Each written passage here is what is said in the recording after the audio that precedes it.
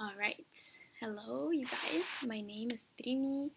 I have been studying human design and just been mesmerized of the huge impact it's been having on my life and the life of people around me.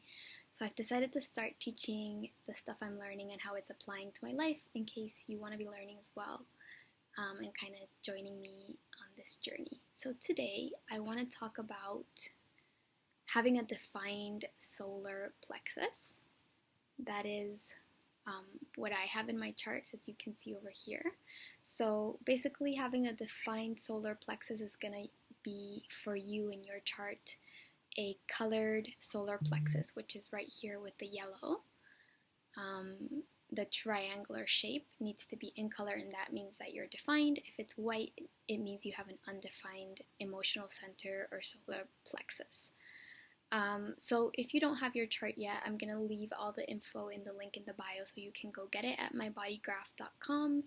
You can get it for free just with your birth information, including your birth time, so that's something that you want to have on hand to get it.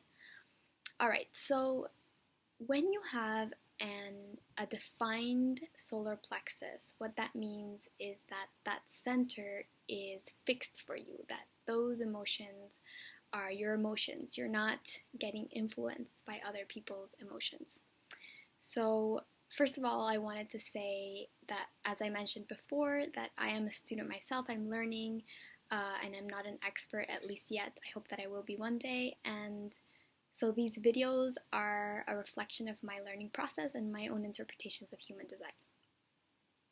Alright, so what does it mean when you have sorry, not even what it means yet, what to have a defined solar plexus is, but just in general, what is the solar plexus? Okay, so the solar plexus center or emotional center in human design is the most intense of the centers because of how strongly emotions move us.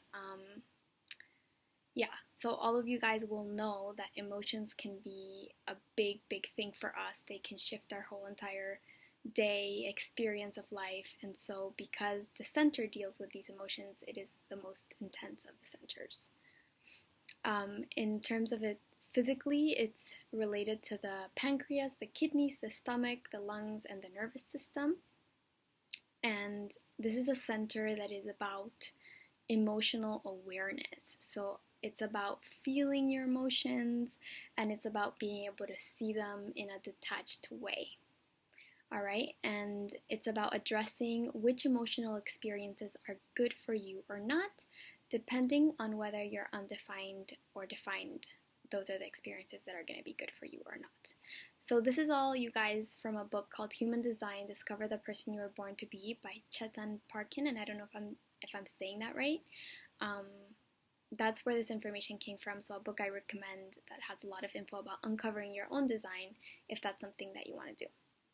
Alright, so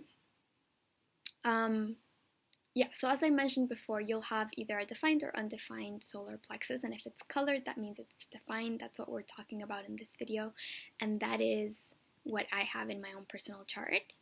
So if you have a defined emotional center, it means that you're going to be experiencing in your life an erratic wave of emotions. You're gonna, if that's you, you're gonna feel identified with going up and down and up and down and up and down.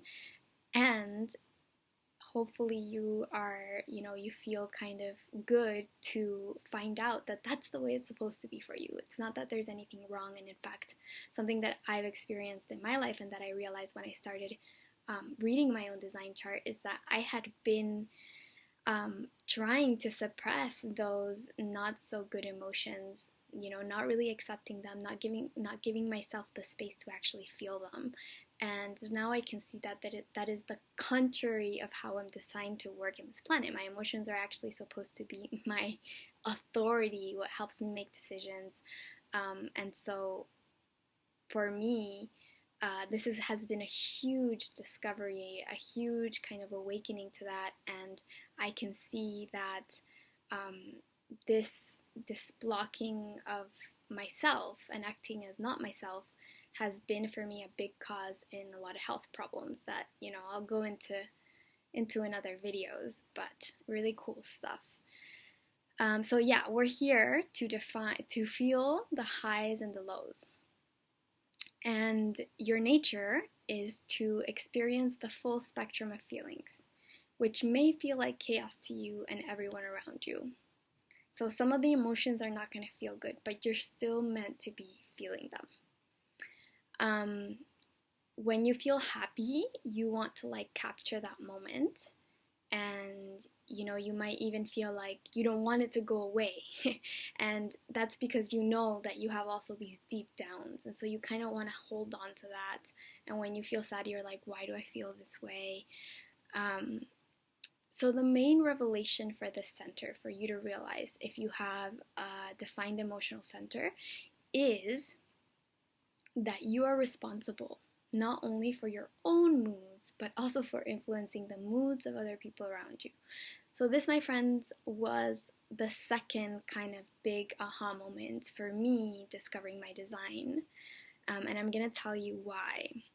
So one of the things that was always difficult for me about my relationship is that I felt that my partner, whenever I was feeling in kind of a low emotional state, that he was quick to come down with me. And I always felt like, well, I'm not going through such an easy time. Wouldn't it be nice if the other person lifted me up? And I would always kind of wonder about why that would happen, and to a certain point place the blame on my partner as to why he couldn't be kind of that pick me up that I felt I needed in that moment. And that was something that had always been present for me. And then finding this out, and finding out at the same time that my partner has an undefined emotional center. So now you might all be wanting to look up your partners. So he had an undefined emotional center, which means that my emotions are completely contagious to him. So what this says about you, if you have an emotional, center defined, is that you're going to influence the people around you. So if you walk into a room and you're feeling high emotions, so whether it's really happy and excited and stuff, then everybody's going to kind of notice and kind of shift into that mood. And then same thing, if you're walking into a room and you're bothered and angry, people are going to feel that and be moved and influenced by that. So of course, this could be difficult if you're walking through life without understanding your design. But once, for me, once I was able to really understand it, I see it as, a really cool thing that we're able to really move people with our emotions. So kind of to take a step back and then use it with wisdom and say, how can I, use this power that I have, because that's really what it is, to influence others. And your human design affects people within your aura and triggers their emotions, so your emotions are contagious.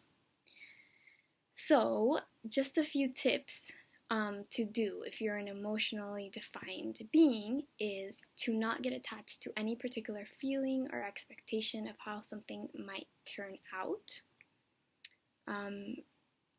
This is your what you really don't want to do is emotional decisions made in the heat of the moment. Those are your enemy, because you're going to either be looking through rose-colored glasses or dirt-colored glasses. You are the type of people that really can't rely on your now moment. You have to, really kind of think things through and get to a point where you're feeling calm in order to make decisions.